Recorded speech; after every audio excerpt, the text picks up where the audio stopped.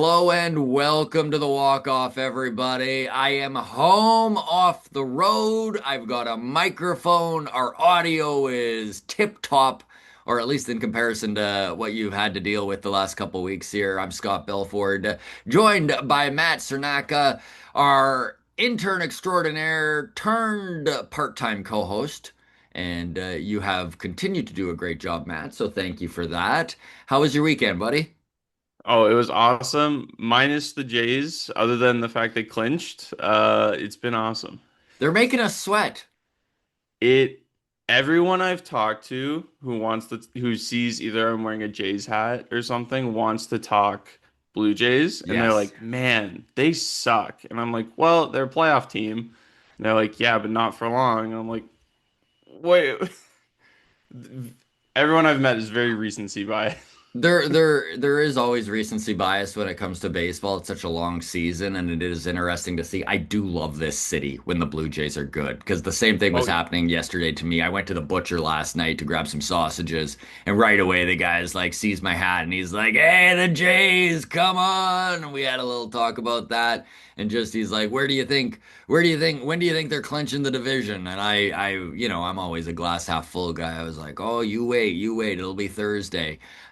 Might not be Thursday now. It's not looking that way. And you know what? Things were looking good last night. And I will say this.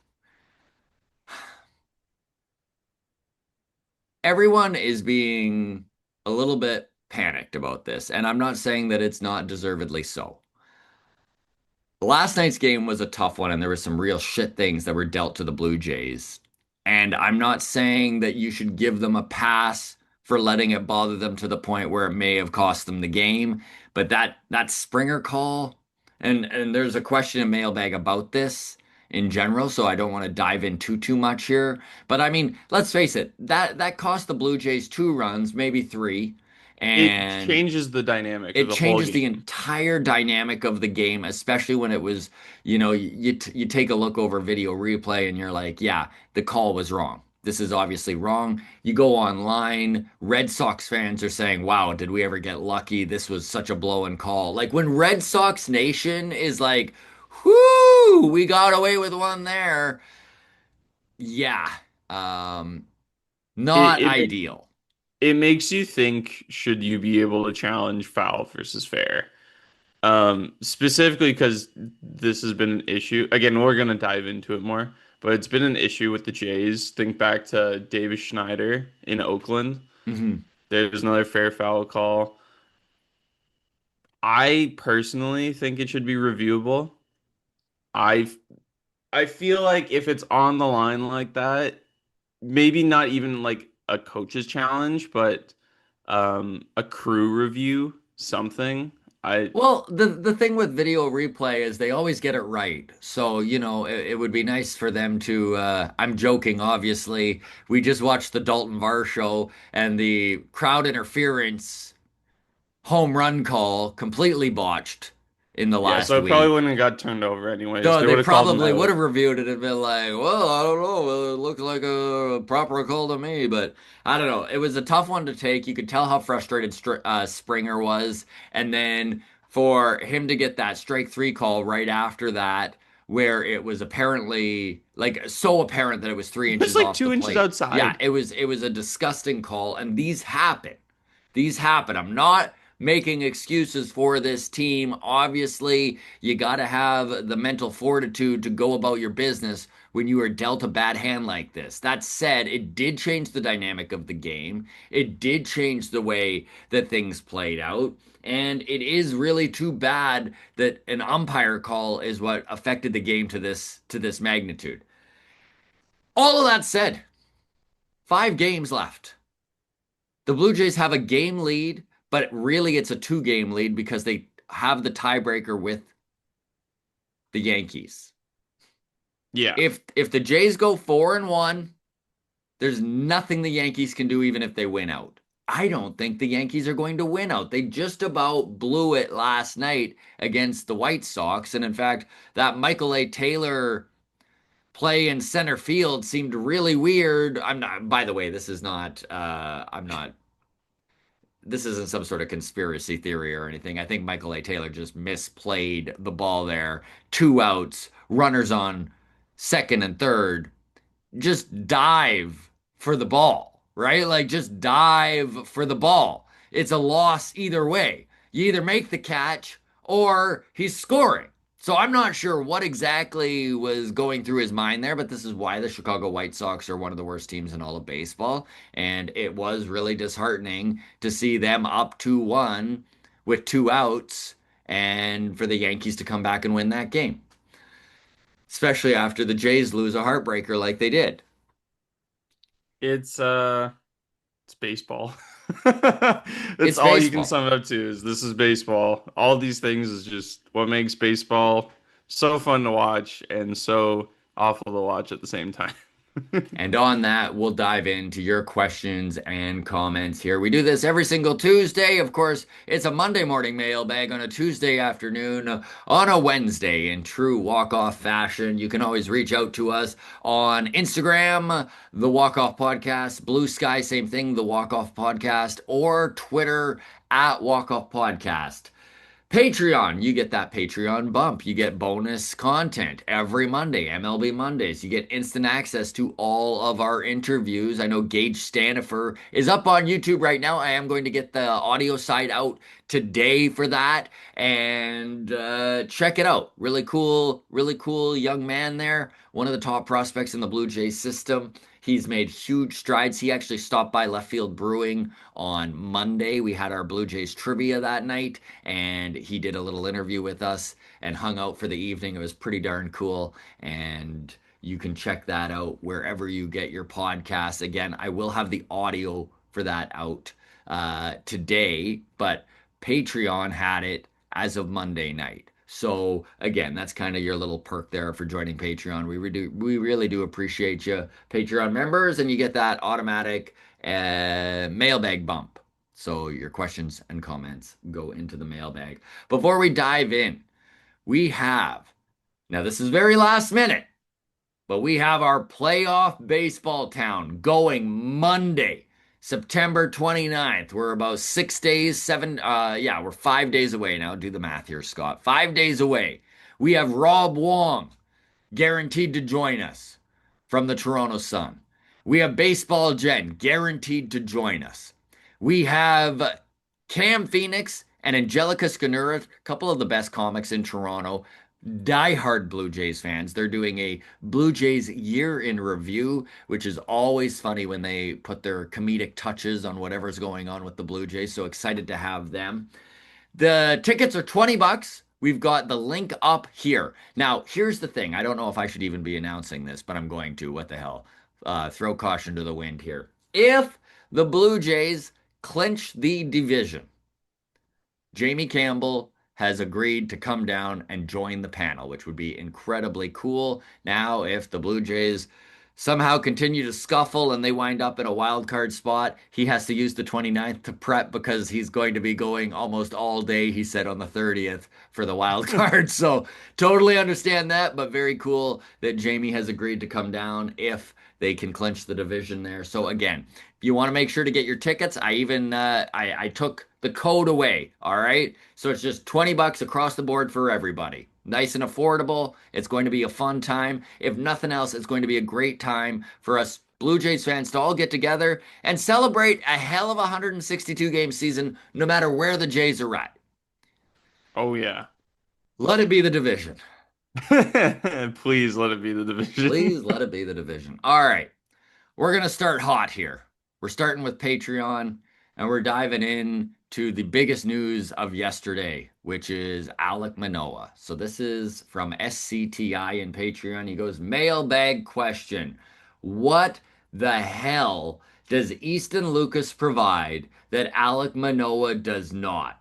That he or that the Jays would DFA Alec over Easton? WTF?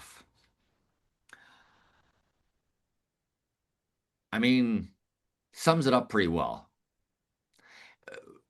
Listen, It's but before I dive in here, I do wish to just say a lot of what I'm about to talk about is speculation. It's nothing that I know, but there's so many oddities surrounding this DFA that it's almost impossible to analyze this without getting a little speculative. So brace yourself. It was a really weird, a very weird choice, in my opinion. Let's start with this, Matt. Resources. Now, whenever somebody is drafted in the first round, a team financially, coaching wise, time wise, puts in a pile of resources into development. Alec Manoah, a first round draft pick, called up middle of 2021, a savior in that year. They became incredibly thin in the starting staff, and he stepped up big at 23 years old with less than 100 professional innings.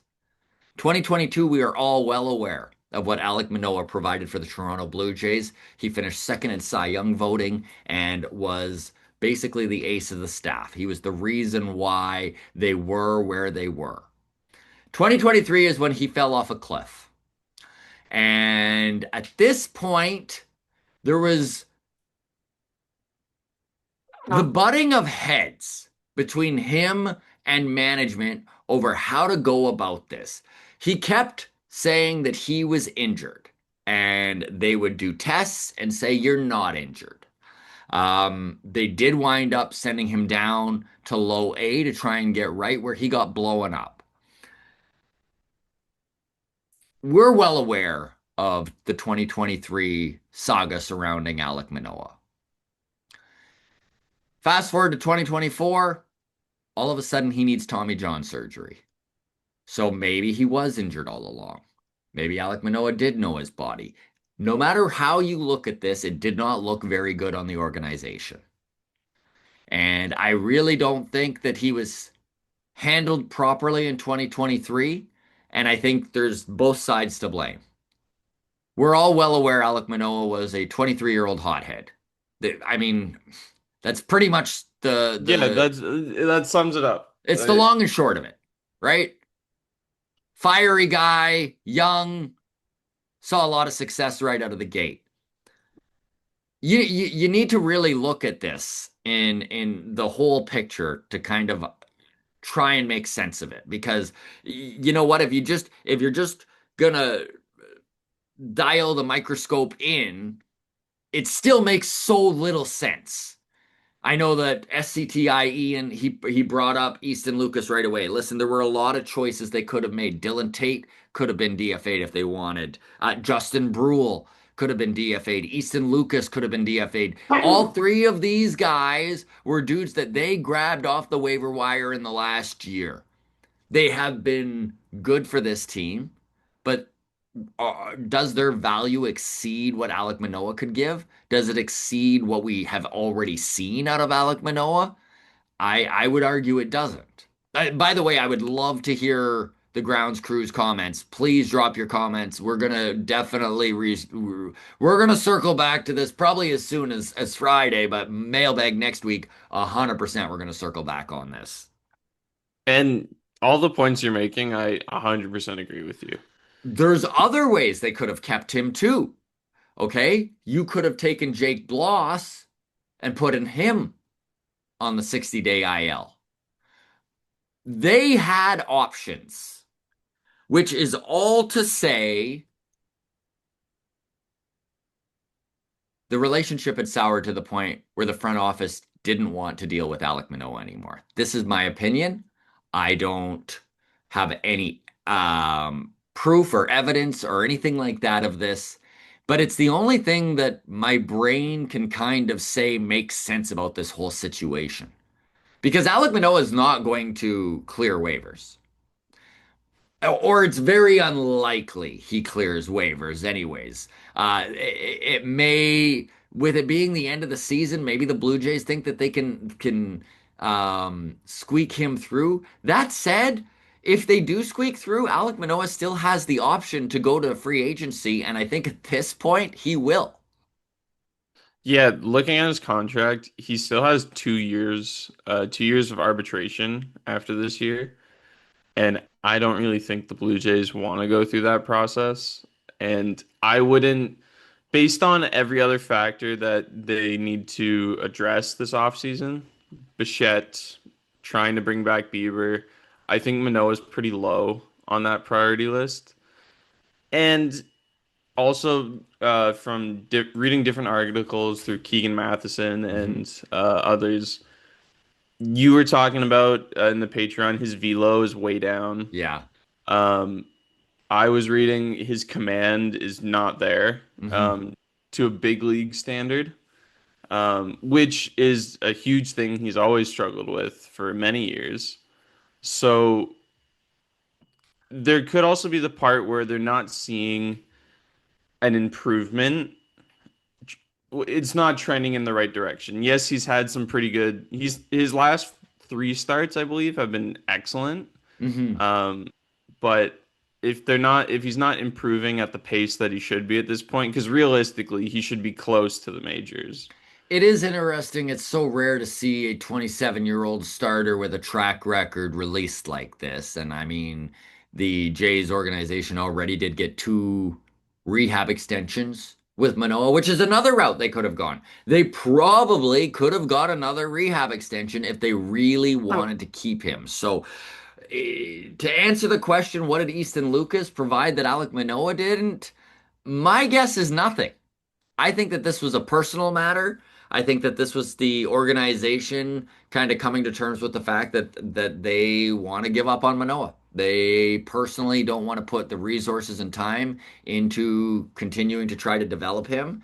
And for whatever reason, again, whether it's attitude, whether it's uh, butting of the heads that they're just sick of dealing with, I don't know. Again, this is all speculation, but it doesn't make sense to have kept him this long and then just to cut him without it being Yeah, personal, in my opinion. it. I 100% agree. There seems to be something behind the scenes that was going on, and I wouldn't be surprised if that's the reason.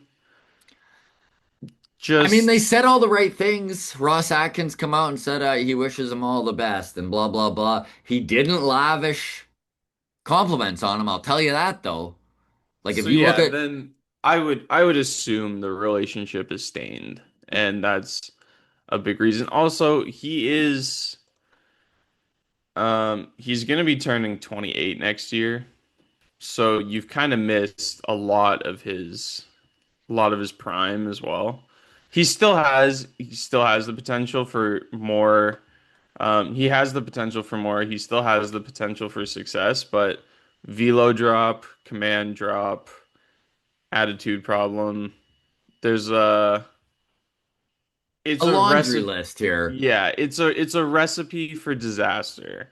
Where this you said, that said, Matt, I do think there is a world where Alec Manoah is a big league starting pitcher again and a successful one. I'm not saying he's going to be second in Cy Young voting ever again, but is there a world where he is a capable number four starter? Yeah, I think there is. Oh yeah, because even his velo is just below Bowden by a Yeah. couple miles per hour. Yeah, so he's Um, sitting, just for everyone's knowledge, he's sitting at 90.5 on his fastball. That's his average fastball. And he was topping out at about 92, 93.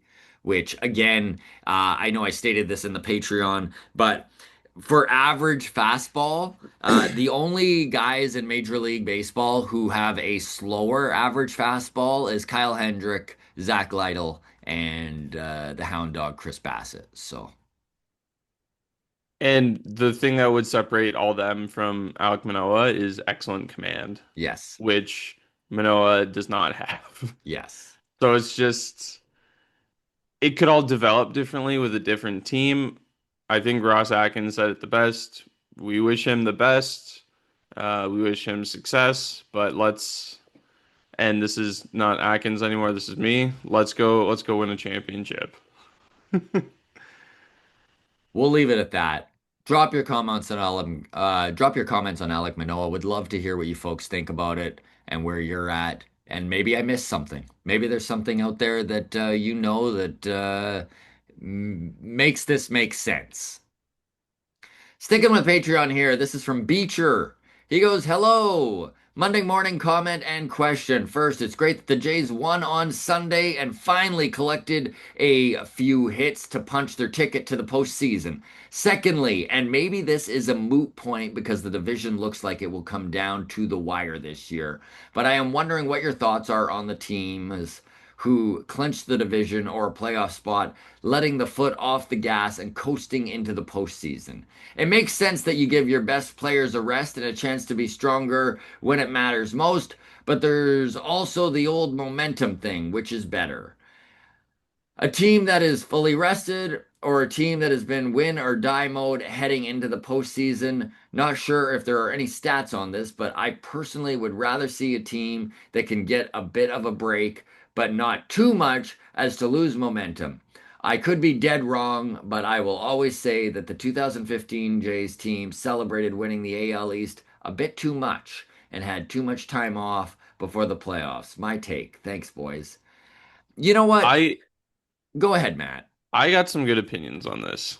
And this is also coming from a hockey perspective as well. So firstly, to address the 2015 Jays celebrating a bit too much, that was the first time in over what, 20 years Yes. that we had any sort of success. I would say that was deservingly celebrated hard, and looking back at all the personalities in that room too, they were gonna party hard no matter what happened. Um, They also went to the game six of the ALCS. You know, yeah, if you see a letdown, if you see an over celebration, it normally happens right out of the gate, right? So I don't yeah. think personally, and again, what the hell do I know? But in my opinion, I don't think that the celebration in 2015 was anything more than a lot of relief after 20 plus years of no playoffs. And I mean, truly. I mean, Dalton Pompey on third base with no outs. It still kills me that they Yeah, it didn't. it will kill all of us Yeah, for the end of time. But to address the is it better to win the division or be the win or die playoff team? If we're looking at it from the Jays standpoint, win the division. yeah, of It's course. a excellent reset to get Bo healthy, to give everybody a much needed break, figure out the lineup. Santander's coming back. It gives them an extended time to figure out what they need, what they're where areas they need to address for the division series. Yeah, they might be a little bit rusty coming out of the gate. I would not expect if they win the division, I would not expect them to win game one of the ALDS. That's my personal opinion. I would assume they're gonna take that game to wake up pretty much, or Hmm. hopefully they wake up right away. And then from a hockey perspective of every first, so when you're the best team in the NHL, you get the President's Trophy. Every President's Trophy winner loses the Stanley Cup. Boston Bruins set the record for most wins in a season. Didn't make it out of round one. Tampa Bay, best team you could possibly imagine, got swept by Columbus in the first round. Hmm. It's if you believe in bad luck, there's potential. Baseball wise, I think you just want to close out the division, get that week off, figure out your team, and then go win 3 rounds. Baseball's a funny little sport. I know that there are people making hard takes right now. I know I'm in a group chat where the one guy was like, if the Blue Jays lose the division, they never had an October built team anyways. And it's like, well, that's the stupidest fucking take I've ever They're heard. still You know, in October. like, do you know how many wild card teams go deep into the playoffs? It happens every single year. We can sit here and use all sorts of recency bias, and I'm sorry if you're offended by that, honestly. Like, if you're one of those people that is just like, if the Blue Jays don't win the division, they're a horrible team, and we should all sit around and mourn their death and have a big flip out. That's fine. You do you. I just don't believe that. I really do think that even if they do get bumped from the division, which would absolutely suck and it would be devastating, and I'd be very upset. And I think that the Blue Jays would really need to come together and lean on each other to get over it because they will have blown it. You still have a Do you, shot. You're still in October. yeah. The biggest difference, if we're looking at it in the grand scheme of things, is one less team to beat. No matter what, you still have to win. You have to beat every single team. Yep. That's what it boils down to. Do I It want a wild card spot, by the way? No. Good no. Lord, I don't want to need to deal with a three-game series where maybe we're facing Houston or we're facing Cleveland, who is just literally on the biggest heater of all time. I mean, Detroit is literally in the midst of the greatest collapse in Oh Major yeah. League Baseball history. This is a sport that has been handing out World Series since 1867. Like, think about that. We're over 150 years in, and the Detroit Tigers are literally right now tied in the AL Central with the Guardians. But because the Guardians have the tiebreaker, the Guardians are in right now. This is insane what is going on. So, no, I don't want to face the Guardians. And Nobody does it. also on the topic of Detroit, they're only one game up of Houston for the last wild card They spot. might not make the They might playoffs. not make the playoffs. And by the way, not to toot my own horn because I'm wrong all the time too, but I've been saying right from the beginning that the Detroit Tigers are frauds and AL Central merchants, and everyone was giving them way too much credit. But anyways, that's neither here nor there because I don't want everyone to start pointing out all of my my wrong takes. But anyways. Another thing, this is something I was reading coming back from 1 second. Whew, I almost had to sneeze. This is something I was reading coming back from trivia night was they're back in now by one game, but the New York Mets have had a playoff spot since April 4th of this year. They are now only one game up. Bless you. There it is. Excuse me. They're only one game up of Arizona and Cincinnati. There's a chance for them to be sitting in a playoff spot the entire year, much similar to the Tigers, and not make the playoffs. Wow. Wow. See, and that's the thing, right? Is there's 162 games in this season, and you can win and lose it honestly at almost any time. There are teams who are cursing their April, and had they not had a bad April, they would be far better off and probably fighting for a playoff spot right now. There are teams who have terrible Septembers and lose it last minute. I mean, we watched the Minnesota Twins do it last year. So, yeah, you got to play the full season, and beautiful that the Blue Jays have a playoff spot. Also, back to the Tigers. I just have the standings pulled up. They are 1-9 over their last 10 games. They are they're losing it. Hmm. This is this is bad. They're on a 7-game losing streak. Yeah. They they have a series with Cleveland still to finish up. This is probably worst case scenario for them. What's coming up this week? And I mean, Tarek Skubal taking that lead 2-1, and then somehow the Guardians, I think it was a bunt single, uh, bunt that wound up being an error, an infield single, and then yeah, and then finally an actual single that scored two to make it 3-2. That's the most Cleveland Guardians way to win a Yeah. game ever. Like just wild what the Guardians are doing, especially with this huge gambling scandal that they went through, losing their closer, losing Luis Ortiz, selling at the deadline. Just sometimes the baseball gods smile upon a team. Let's move Throwing on. Oh, go ahead. I was gonna add a side question to this. Let's say we win the division. Um, who do you want to face in the I don't first care. round? I honestly You don't don't care. care. I honestly don't care. I mean, I'd love the Yankees, but I don't care. Okay, never mind then. We can move on. Yeah. What about you? Do you have a preference? Yeah, I don't want Cleveland to be honest. That Yeah, they're I don't know but they're what it also is. the worst team. Here's the I don't know what it here's is the though. thing. It Like scares they're me. hot, but that's like they're hot. They're 9-1 in their last 10 games. They I don't know what it On is. paper, they are the team you'd want. Yeah, but I just feel more confident against the Yankees or the Tigers at this Yeah. point. I don't know Well, why. I just have no confidence against Cleveland for some hey, it reason. makes sense against the Tigers. I mean, they might not even make the playoffs. I have more confidence against the Tigers too.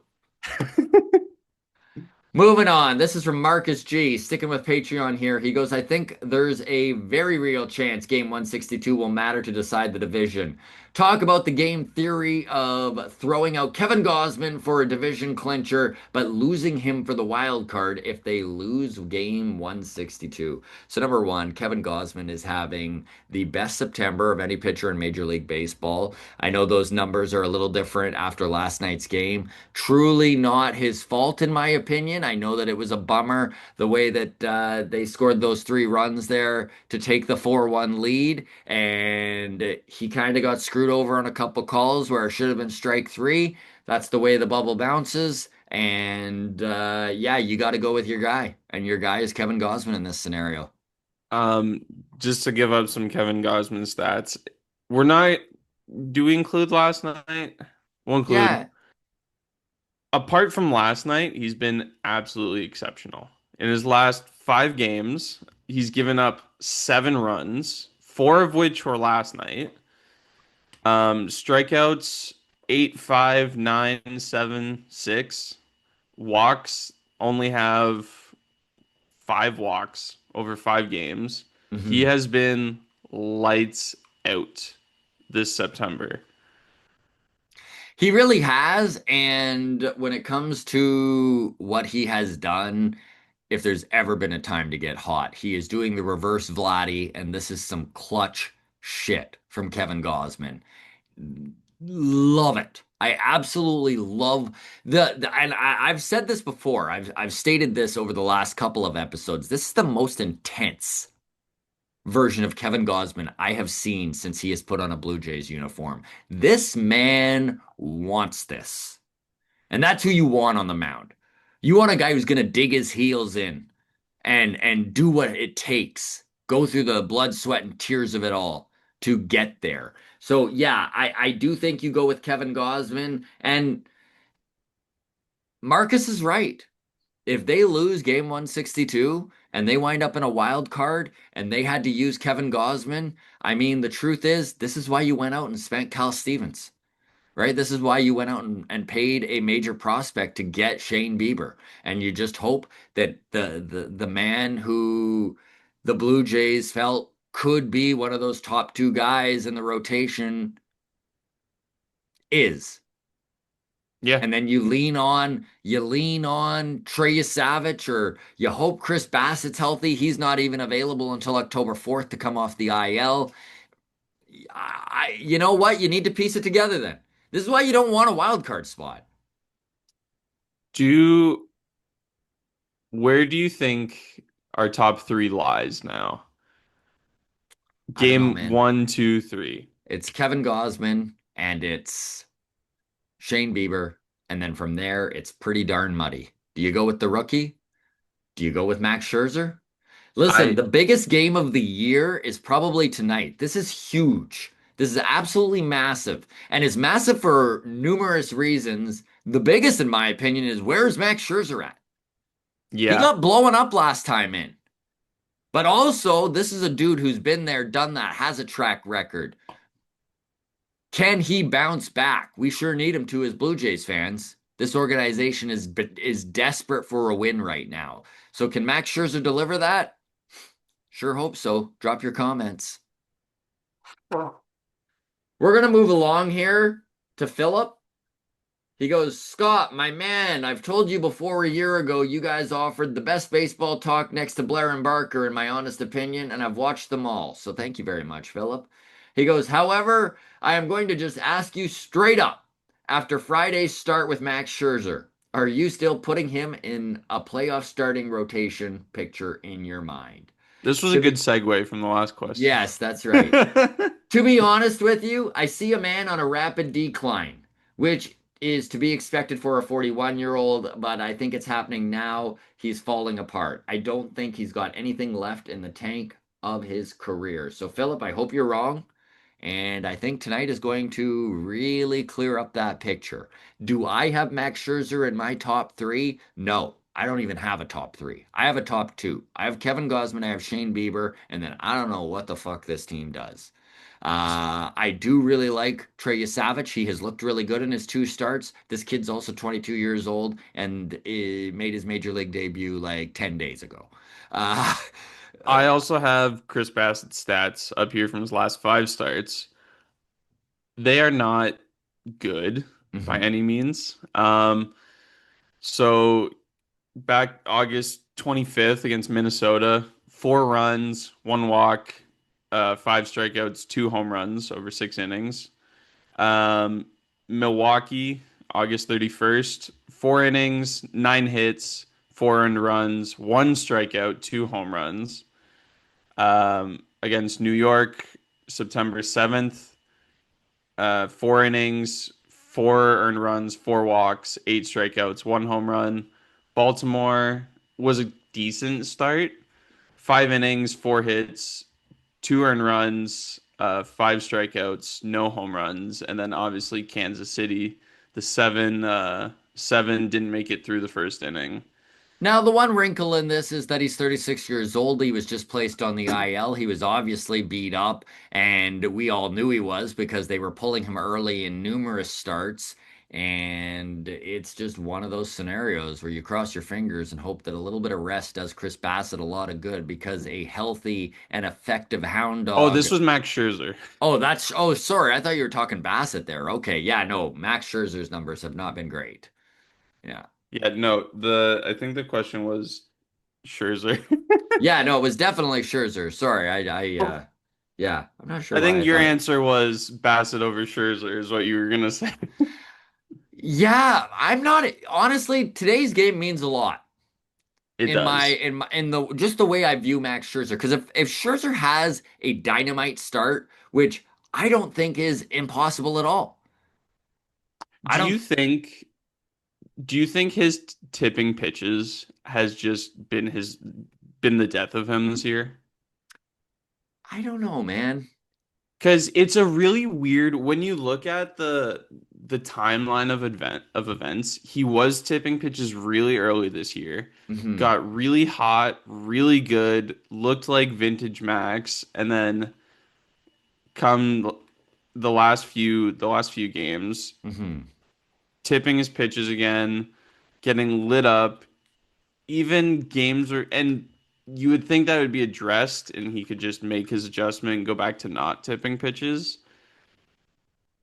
Maybe his stuff just isn't isn't there. I have no idea what's going on, but it's just a really weird timeline of he looked like he fixed it and then it's Hmm. back all of a sudden.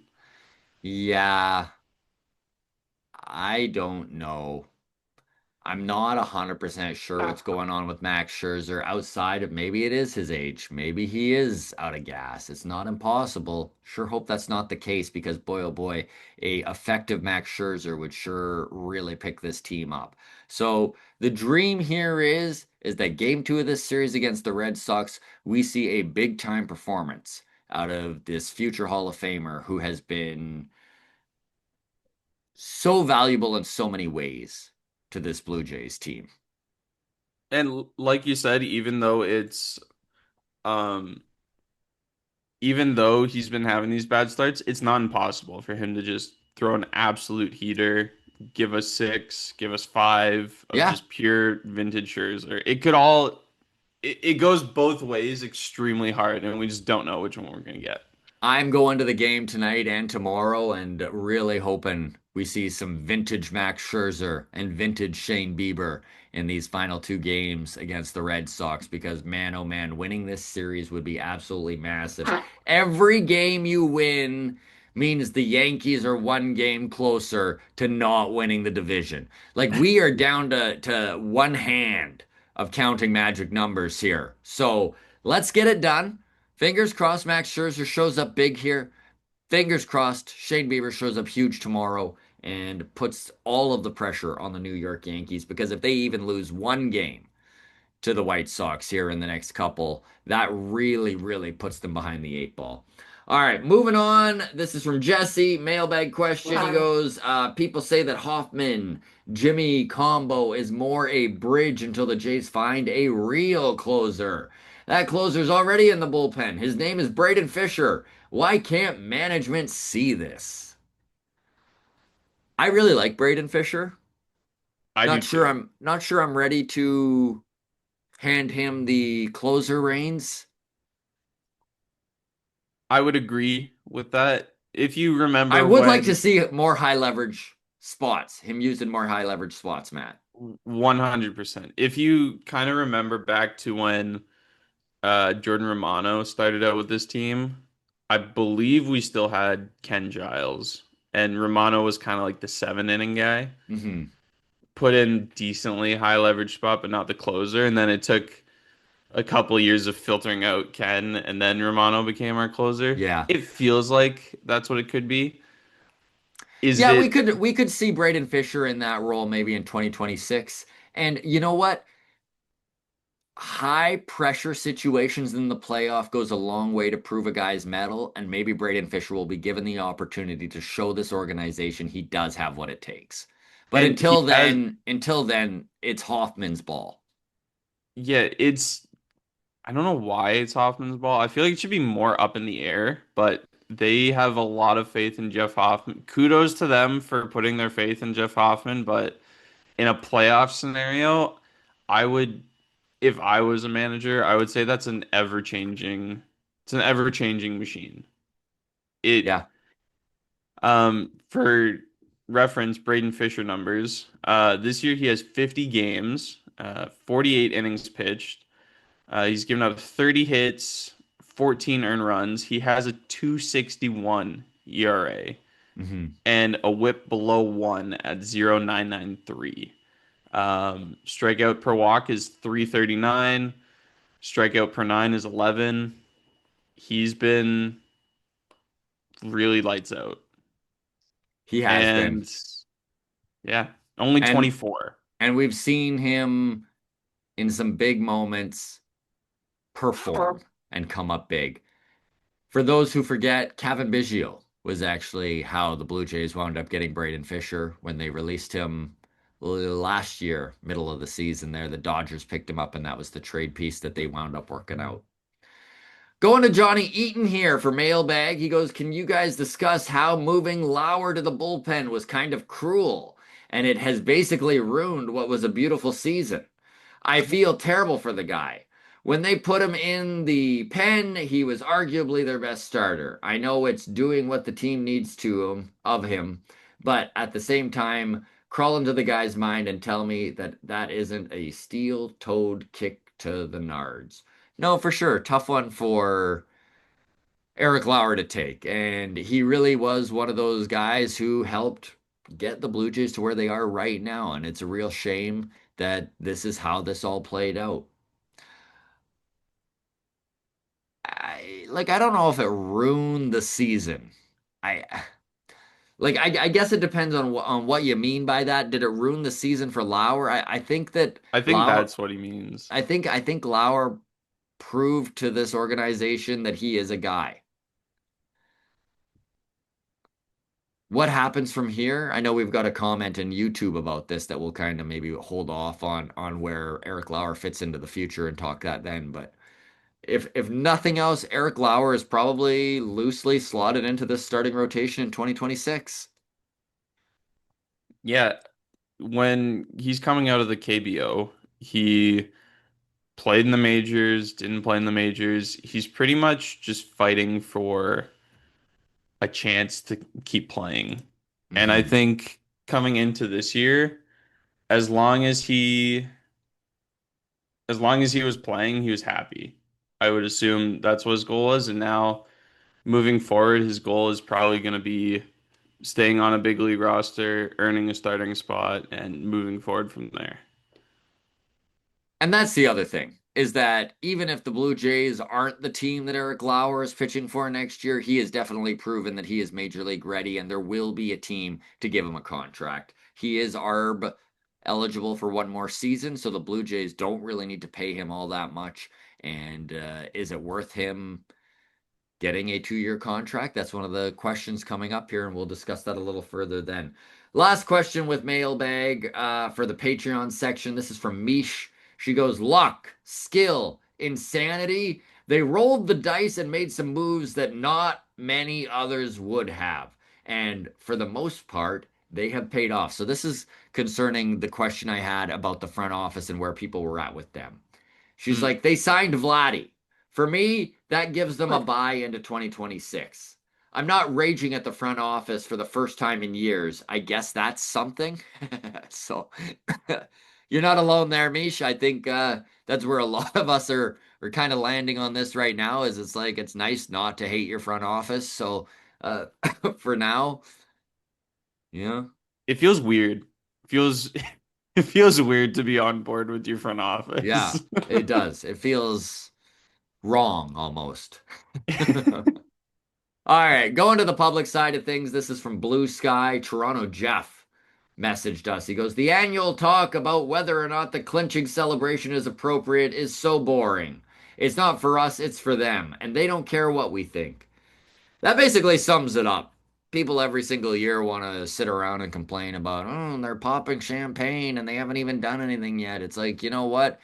There is no sport out there that's more of a grind than a Major League Baseball season. 162 games is a shit ton. And you know what? If the boys want to put their goggles on and pour beers on each other and celebrate a postseason berth, I say all the power to them. And I'm kind of with Jeff. I really don't give a shit about this argument. It feels boring and so overused. And if you're one of the ones rallying against these celebrations, I mean, good on you. I'm impressed you have the energy for it, but I just don't care. Do you have an opinion on this, or where are you I at, Matt? think you summed it up purposely or perfectly of just why they're gonna do it with or without it being a public affair. Yeah, Just make it a public affair then. Who cares? it's fun to watch as a fan, you know. Exactly. Yeah, like, It's a good boost as a fan going into the postseason. and you know what? How long it's been since the so brace yourself, Maple Leaf fans. I'm a Flames fan, so I don't give a shit about and I'm sorry. You know, I understand it's been a long time. It's been a long time for all of us since the Cup, and it's been even much longer for Leafs fans. And I know that this has tainted the way you even view sports at this point. I just it in my opinion, it's not win or nothing. You know, like there is value in getting to the playoffs. There's value in winning playoff series. There's value in all of this. It's not black or white. And I'm gonna wind up in my everything has a gray area speech I give fucking every month. So I just don't think it's as do or die as everyone makes out to be. And I think celebrating the little things isn't a bad thing. I Anyways, can I can tell you this as a Sabres fan. When the Sabres make the playoffs, I will be celebrating like they won the Stanley Cup. Matt's bringing out the goggles. Yeah, I will be. I will be doing it all. I will cry probably. It will be Yeah, your an goggles will be to emotional roller your coaster. goggles will be to hide your tears. It'll be an emotional roller coaster for nothing. For Yeah, absolutely nothing. For yeah. playoffs. This is from Josh on Twitter. He goes, Kay, I love when Toronto sports fans get conspiracy theories about American leagues putting their thumb on the scale against their teams, but I'm legit wondering what the chances are. Haha. I mean, honestly, so here's the truth of this. I get a kick out of that too. After the fan interference home run call the other day, I think it was 8 days ago now against Tampa Bay. I said, bad call. Let's move on. There's no conspiracy. Then the Dalton Varsho catch happens, and I'm like, I mean, two bad calls. This happens, you know. I don't know. And then last night, the Springer foul call, and I'm like, they are screwing us. There's no way there's not a conspiracy. So, you know what? You start piling stuff up like that, it's easy to throw logic out the door. And if the truth be told, would Rob Manfred and Major League Baseball prefer the Toronto Blue Jays not to win the AL East? I think if you were to really dig into the truth, that is the case. Are I they think putting their finger on the scale? I would be shocked, but also, I mean, I'm at the point now where I'm like, that was pretty sketchy last night.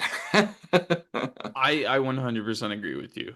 It's super sketchy stuff coming down to the wire with everything on the line. It seems weird, but this would be something you'd need a lot of evidence behind. I Yeah, would say you'd have to look at every team's 162 and look at all the blown calls. In a week span, I think the Blue Jays have won it because they've had four now or yeah, something like that. yeah. But Drop I your don't know. comments, folks. Where are you at? Do you think that the powers to be in Major League Baseball are tipping the scales? I don't know. I want to not believe it, but like there's a little bit of me. I know There's a little bitter part of me with a Canadian flag on it that's like, yeah, they are, those fuckers. All right, last one from our socials. This is from Jules. She DM'd us on Instagram. She goes, "Hey guys, mailbag question. Would love to hear your thoughts on the ABS system MLB is going with next year. Is this a good thing in your opinion?"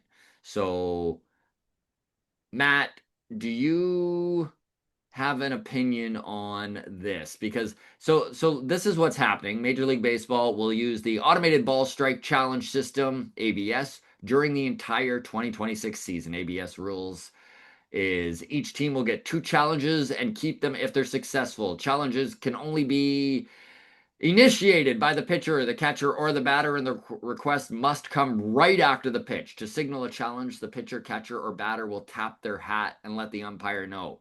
No help from the dugout or other players on the field is allowed. In each extra inning, a team will be awarded a challenge if it has no remaining challenges remaining. The ABS challenge system, powered by T-Mobile 5G network, uses cameras set up around the perimeter of the field to track the location of each pitch and graphic on the scoreboard. So this has been utilized in AAA for a couple of years now. I know as someone who covered the Buffalo Bisons, it's kind of a fun little system. It does add a little wrinkle to the game and a little bit of strategy. I do wonder why only two challenges. I'm almost at the point where I'm like, well, just either do it or don't do it.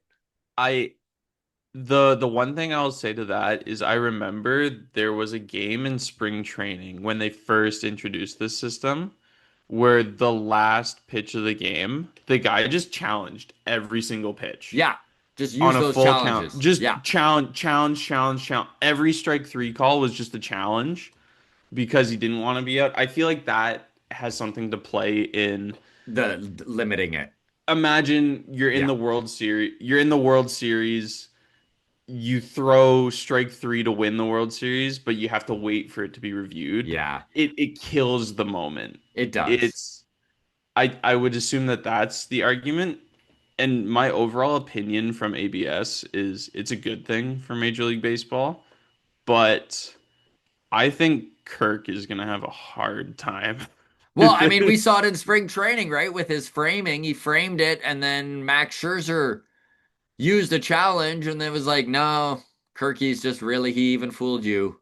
So, It I just because he's known as a pitch frame guy, you would almost I would assume we're gonna expect to see a lot of ABS against him.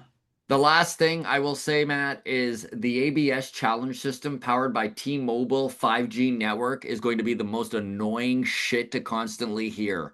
I Oh yeah. just, oh my God, powered by T-Mobile 5G.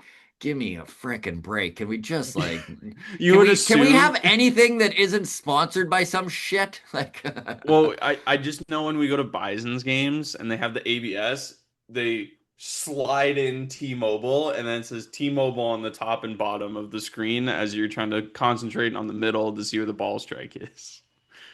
all right, going to YouTube, but we're wrapping things up here. This is with Mark Ryan. He goes, Lauer is definitely worth a 2-year contract, in my opinion.